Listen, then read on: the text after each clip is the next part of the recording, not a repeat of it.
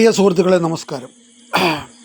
കഴിഞ്ഞ പിണറായി വിജയൻ സർക്കാരിൻ്റെ സമയത്ത് അവർക്ക് 98 MLA-മാരും 98 ഉള്ളായിരുന്നു ലാസ്റ്റിൽ നിലമ്പൂർ തോറ്റ കാരണം.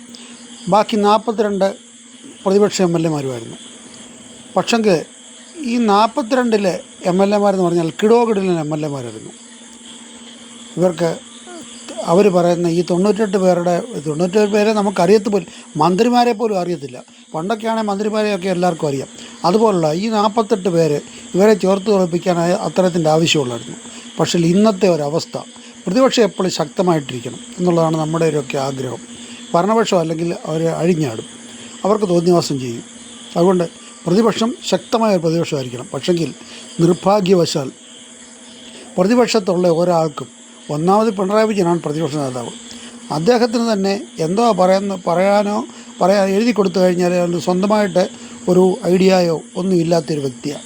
അപ്പോൾ ഇവരെ ഈ പ്രതിപക്ഷത്തിരിക്കുന്ന MLA-മാർക്ക് ഒരു ചുക്കിനും ചുണ്ണാമ്പിനും കൊള്ളാത്തതെന്ന് നമ്മൾ പറയുന്നില്ല. പക്ഷെങ്കിൽ അവരുടെ വാക്ചാതുര്യമൊക്കെ വളരെ മോശമാണ്.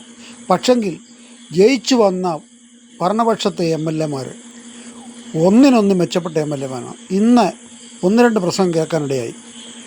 കന്നി MLA-മാരുടെ ഒന്ന് നമ്മുടെ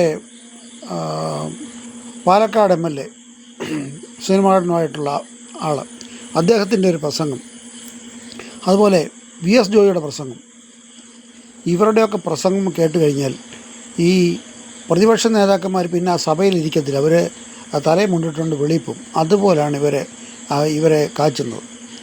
അത്രയ്ക്ക് കുറുക്കിക്കൊള്ളുന്ന വർത്തമാനങ്ങളാണ് ഇവർ പറയുന്നത്.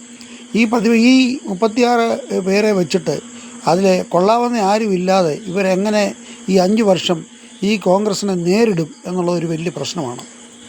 കാര്യം ഈ കോൺഗ്രസ് അല്ലെങ്കിൽ അഴിഞ്ഞാടും. ഈ മറ്റേ എതിർക്കാൻ ആൾക്കാരില്ല വന്നു കഴിഞ്ഞാൽ ഇവരുണ്ടല്ലോ. ഒന്നാമത് സതീശൻ്റെ വാക്ചാതുര്യത്തിന് മുമ്പിൽ പിടിച്ചു നിൽക്കാൻ ഇവർക്കില്ല. അതുപോലെ അദ്ദേഹത്തിനെ പിന്തുണയ്ക്കാനായിട്ട് ഇതുപോലുള്ള കിടോകിടലൻ MLA-മാർ, ഞാൻ പാലക്കാട് MLA എന്ന് പറഞ്ഞതേ ഉള്ളൂ, പിഷാരടി, ജോയി, അങ്ങനെയുള്ള പുതുമുഖ MLA-മാർ, അബിൻ വർക്കി, ഇവരുടെയൊക്കെ വാക്കിന് മുമ്പിൽ പിടിച്ചു നിൽക്കാനായിട്ട് ഇവർക്ക് കഴിയുമോ എന്ന് നമുക്ക് കാത്തിരുന്ന് കഴിയണമെന്നാണ് എൻ്റെ ആഗ്രഹം. എന്നാലേ നമുക്കൊരു ശക്തമായ ഭരണം ഇവിടെ ഉണ്ടാകത്തുള്ളൂ. അല്ലെങ്കിൽ ഇവർ തോന്നിവാസം കാണിക്കും.